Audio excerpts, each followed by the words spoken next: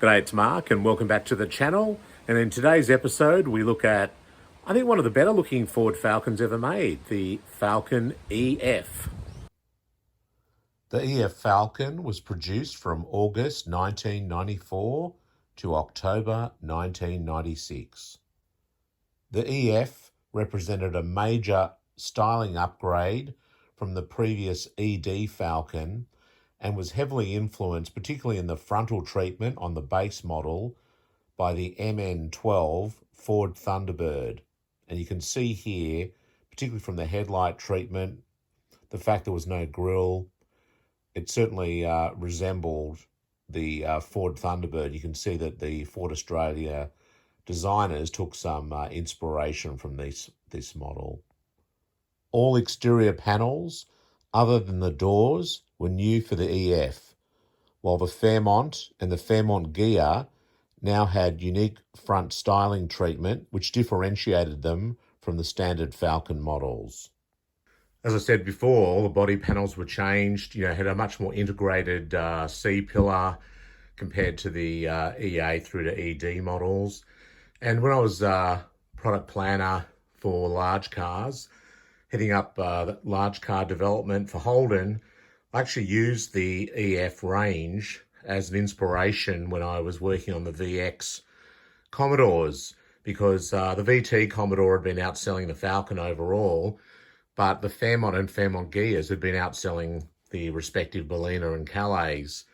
And a big part of this was because of the differentiation between the level 2 and 3 models, the Fairmont and the Ghia, compared to the base car.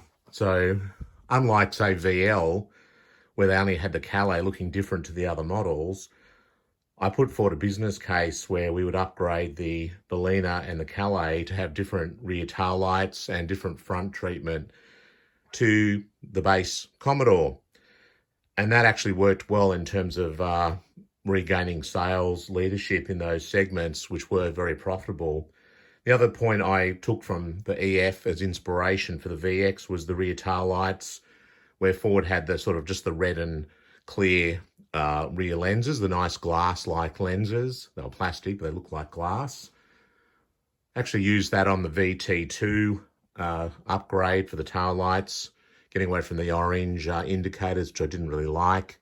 And then we also applied that to the VX models as well. So yeah, the EF actually had an direct inspiration on the VX Commodore range. So there you go.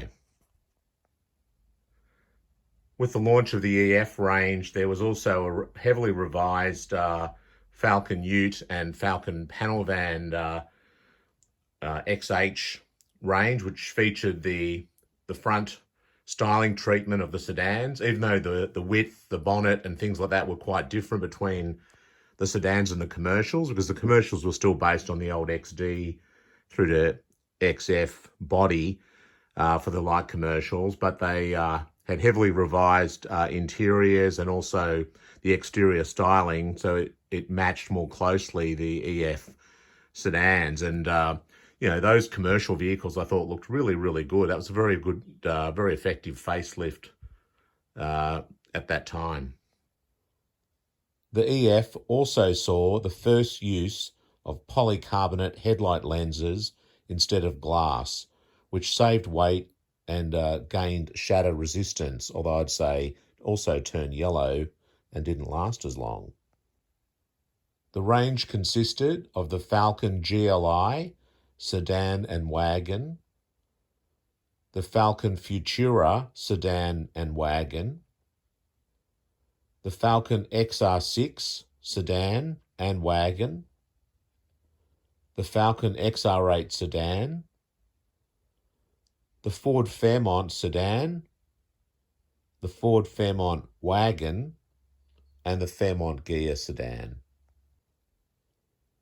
The Falcon GLI and Futura appealed to fleet buyers and family buyers respectively.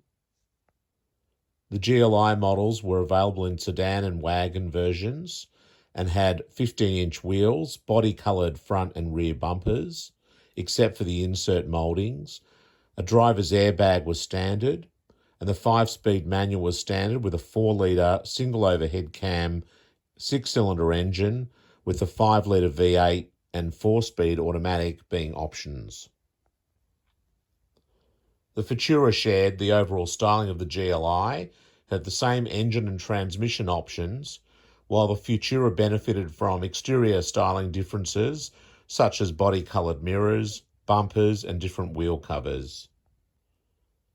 The Futura also featured front power windows, cruise control, anti-lock brakes, rear headrests, interior map pockets as standard, map lights, 6-speaker audio system with an optional 6-stacker, digital clock, variable intermittent wipers, fold-out rear armrest and interior grab handles. All the base models also offered an optional Tickford body kit, boot-mounted spoiler with integrated stoplight, choice of 15 or 16-inch alloy wheels, 6-stacker CD player, except for the GLI, although I'm sure a dealer would fit it for you, disabled driver's pack, and airbag-compatible smart bull bar. The sport range consisted of the XR6, which was available in both sedan and wagon, the XR8, which was sedan only. Both XR6 and XR8 had bold exterior styling, similar to the previous XR Falcons in the ED series, although I'd argue much more integrated and a better-looking vehicle overall. The cars featured twin headlamps with red or black bumper strips, depending on the body colour, and unique 15-inch alloy wheels. All XR models had the features of the Futura, plus their own features, including Tickford reprogrammed gear changes for the electronically controlled 4-speed automatic.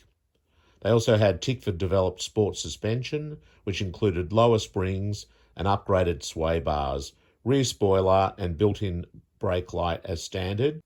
The XRs also featured limited slip differentials as standard, with a lower ratio for increased acceleration, plus adjustable see-through sports front and rear headrests. The bucket seats had side bolsters. There was also oil pressure and battery voltage gauges, a charcoal leather-wrapped steering wheel, low oil pressure and low fluid warning lights, and a dual-note horn. The XR6 had the same 4-litre single overhead cam 6-cylinder engine as the base models, but with Tickford alloy cylinder heads, a Tickford spec cam, along with higher pressure valve springs and unique electronic management control programming. A press-bent 2.5-inch exhaust was also added, and a minor upgrade over the standard 2.25-inch system. The XR6 delivered 164 kilowatts of power, which is 220 horsepower at 5,000 revs, and that's up from 161 kilowatts or 216 horsepower from the ED Falcon. The XR8 had the 5-litre overhead valve V8, the Windsor V8, which delivered 170 kilowatts or 230 horsepower, same as the XT GT, at 4,500 revs. Transmissions available with a 5-speed manual as standard and a 4-speed automatic as an option. The luxury models in the EF range were not branded as Falcon. They were branded as either Ford Fairmont or Ford Fairmont Ghia. The Fairmont was based on the Futura and had all the features of the Futura, but with an added trip computer, climate controller standard, adjustable steering wheel, remote boot release, remote keyless entry, central locking, 15-inch alloy wheels. The Fairmont Ghia added a 9-speaker audio system, boot-mounted 6-stacker CD with a subwoofer, Ghia badging.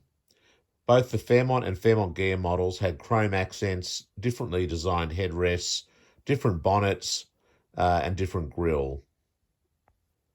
The 4-speed automatic was standard across the Fairmont lineup and had the option of the 4-litre single overhead cam 6-cylinder, or as that was standard, or the 5-litre V8.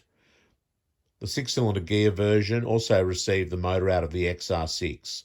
The difference in the power output was attributed to the quieter exhaust system fitted to the Ghia rather than the high-flow system in the XR. In October 1995, a Series 2 was introduced with over 1,000 new features. The XR6 wagon, unfortunately, was eliminated from the range. What a shame. Obviously didn't sell well enough. The front suspension was revised by raising the position of the ball joints at the front and fitting a thicker anti-sway bar with firmer bushings. And this was in response to criticism that the EF Falcon was too nervous, had a lot of roll-over steer in terms of its handling. Other major improvements were the introduction of a passenger airbag that protected front passengers in the bench seat configurations. So in a bench seat, both front passengers were protected, as well as the driver, of course. The passenger airbag was a $510 option on the range, and it was standard on the Fairmont gear.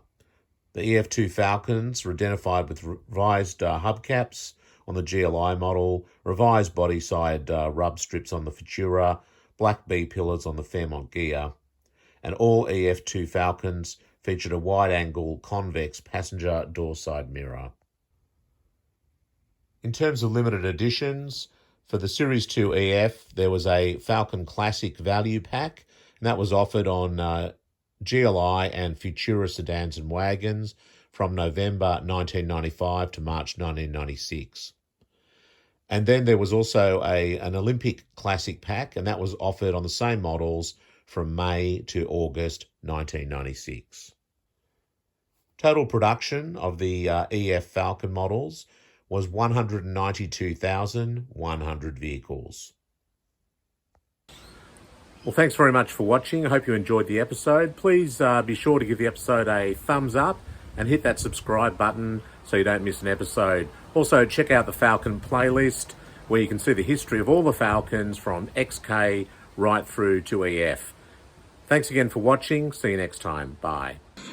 We introduced an all-new Falcon. Now we've raised the stakes again. A passenger airbag is now available, and with a standard driver's airbag, the most powerful engine in its class. Innovations like smart lock and anti-lock brakes. No wonder it's our top-selling car. And while this is undoubtedly the best Falcon so far, we'll never stop making it even better, because we don't want anyone cutting this tall poppy down.